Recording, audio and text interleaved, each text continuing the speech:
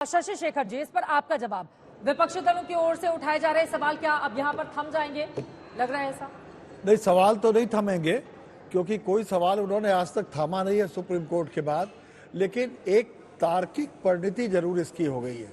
अगर कोई सवाल उठाना चाहे तो उठा सकता है, लेकिन अब कम से कम न जनता मानने वाली है और न इस पर कोई कार्रवाई करके किसी को उलझाया जा सकता है। अब ये नजीर बन गया फैसला।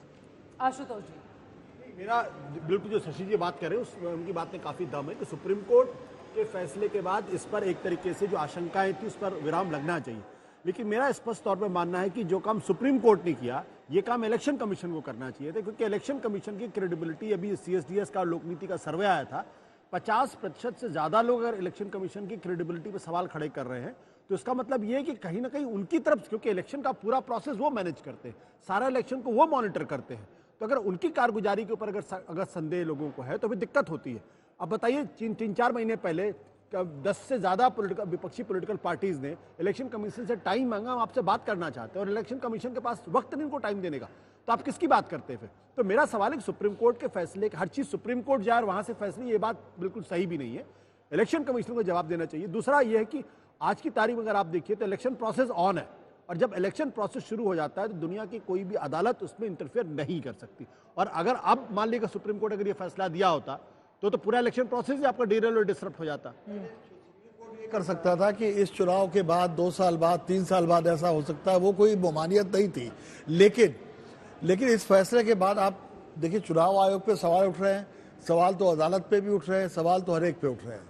और ये समय, शायद वक्त ऐसा है कि पोप को कहना पड़ा कि आने वाले दिनों में ईश्वर की सत्ता ही खतरे में पड़ जाएगी, क्योंकि हर एक पे सवाल उठ रहे हैं। तो सवाल उठने दीजिए, लेकिन एक जगह एक तार्किक परिणति किसी चीज की होनी चाहिए, वो आज मुझे लगता है हो गई। संजय जी, नहीं, जिस बात का जिक्र आशुतोष जी कर रहे हैं कि इसके बारे में इलेक्शन कमीशन को संज्ञान लेना चाहिए था, मुझे नहीं लगता है कि इस पे इलेक्शन कमीशन कुछ कर सकती थी, क्योंकि याचिका किस बारे में थी? याचिका इस बारे में है कि हर बूथ पर वीवीपैट से की जो पर्चियां हैं उसका मिलान हो, जो वोट पड़े हैं ईवीएम पर। पहले से नियम है कि 5% का मिलान किया जाएगा। तो इलेक्शन कमीशन तो बार बार ये कह रहा है इस बात को कि 5% किया जाएगा, पहले 1% था, फिर 5%, तो वो तो कभी तैयार नहीं था कि 100% मिलान होना चाहिए। और यही एक तरह से वर्डिक्ट आया है सुप्रीम कोर्ट का कि जो, इस वजह से हम लोग ये कह रहे थे कि या तो उसका ट्रांसपेरेंट शीशा करिए, और या नहीं तो उसको जो स्लिप जो प्रिंट होती है वोटर के हाथ में देकर और उसको उसमें बैलेट बॉक्स में डालकर और उसकी काउंटिंग कर लीजिए। सुप्रीम कोर्ट ने ये सारी हमारी मांगे को ठुकरा दिया है और ये बोला है कि अच्छा, इलेक्शन कमीशन इसको एग्जामिन करे कि सारे बैलेट पेपर्स पर अगर हम वो डाल दें, मार्क,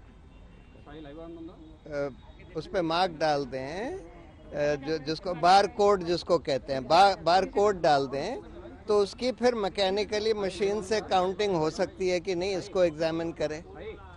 और दूसरा उन्होंने ये बोला है कि सिंबल लोडिंग यूनिट जो होती है, जिससे symbol loading constituency by constituency करी जाती है, उसको कम से कम 45 दिन तक चुनाव सील करके रखा जाए और चुनाव के बाद कम से कम 45 दिन तक रखा जाए, जिससे कि अगर कोई इलेक्शन पिटिशन फाइल होती है, कोई उसकी कोर्ट मांग करता है, तो उसको देखा जा सके। तीसरी बात उन्होंने ये बोली है कि जो इसमें इलेक्शन कमीशन ने बोला कि नहीं, इसमें जो मेमोरी होती है वो तो चिप में बर्न्ट होती है, और तो कोर्ट ने ये बोला है कि जो भी बर्न्ट मेमोरी है उसमें 5, हर असेंबली कंस्टिट्यूएंसी में 5 ईवीएम यूनिट्स की बर्न्ट मेमोरी को एग्जामिन करने का नंबर 2 या नंबर 3 कैंडिडेट दरखास्त दे सकता है, और उसको फिर एक टेक्निकल टीम एग्जामिन करेगी, लेकिन उसका खर्चा उस कैंडिडेट को देना होगा जो उसकी मांग करता है। ये कह के उन्होंने ये सारी पिटिशन डिस्पोज ऑफ कर दी। प्रशांत सर, चूंकि अभी चुनाव चल रहे हैं और अभी 7 चरण का चुनाव है, इंग्लिश में हम बोल देते हैं। So today the supreme court delivered its judgment on EVM and Prashant Bhushan को आप सुन रहे हैं, उनकी ओर से कहा गया कि हमारी याचिका किस तरह से खारिज हुई और उसके तर्क में क्या बातें कहीं कहीं विस्तार से उसका जिक्र करते हुए आप कुछ जोड़ना चाह रहे हैं इस पूरे मामले में। ये संगीत रागी पूरा अभियान जो है वो इसी गलत मंशा से चलाया जा रहा था ताकि जो संवैधानिक संस्था चुनाव आयोग है और जो पूरा जो 2014 से लेकर के 2019 के अंदर भारतीय जनता पार्टी की जो लगातार विजय हो रही थी उसको एक ढंग से बदनाम करने की कोशिश के दरमियान ये किया गया था कि ये जो चीजें भारतीय जनता पार्टी उत्तर प्रदेश में 72 सीटें लेकर के आ रही हैं, डबल डिजिट से एकाएक 60 सीटें और 72 सीटें तक आ जा रही हैं। भारतीय जनता पार्टी का जहां पर संगठन बहुत मजबूत नहीं था वहां भी नरेंद्र मोदी की लहर के बाद जो सीटें एकाएक आनी शुरू हो गई, लगातार भारतीय जनता पार्टी चुनाव जीतना शुरू हो गया, कांग्रेस की लगातार पराजय होती रही। तो इससे एक कह सकते हैं कि इसको चुनाव आयोग की विश्वसनीयता और ईवीएम की विश्वसनीयता पर सवाल उठाया गया। जब भी चुनाव आयोग ने इनको कहा, मैं इनको अराजक तत्व मानता हूं, इस देश की डेमोक्रेसी के ये अराजक तत्व हैं, हर मुद्दे को लेकर के जानना चाहते थे, ये जानबूझ करके चुनाव आयोग को बदनाम करना चाहते थे, ये जानबूझ करके चुनी हुई सरकारों को बदनाम करना चाहते थे। हिमाचल में जीत जाए, कर्नाटक में जीत जाए, आप मध्य प्रदेश में चुनाव जीते हैं, आप राजस्थान में जीते, बाकी छत्तीसगढ़ में जीते, तेलंगाना में जीते, तब तो आपने कभी भी ईवीएम पे नहीं सवाल किया। लेकिन जानबूझ करके अपनी हार का ठीकरा ईवीएम पर फोड़ने के लिए एक प्रकार की राजनीतिक जो है साजिश और एक मुहिम चलाई गई है कुछ लोगों के द्वारा, खास करके कांग्रेस पार्टी के द्वारा। और जो वामपंथी गिरोह जिसे मैं कहता हूं इस देश में, वामपंथी गिरोह और कांग्रेसियों ने मिलकर के ये पूरा एक अभियान चलाया था। आज मुझे लगता है कि सुप्रीम कोर्ट के जजमेंट के जवाब उस पर पट्टाछेप हो गया है। ठीक है।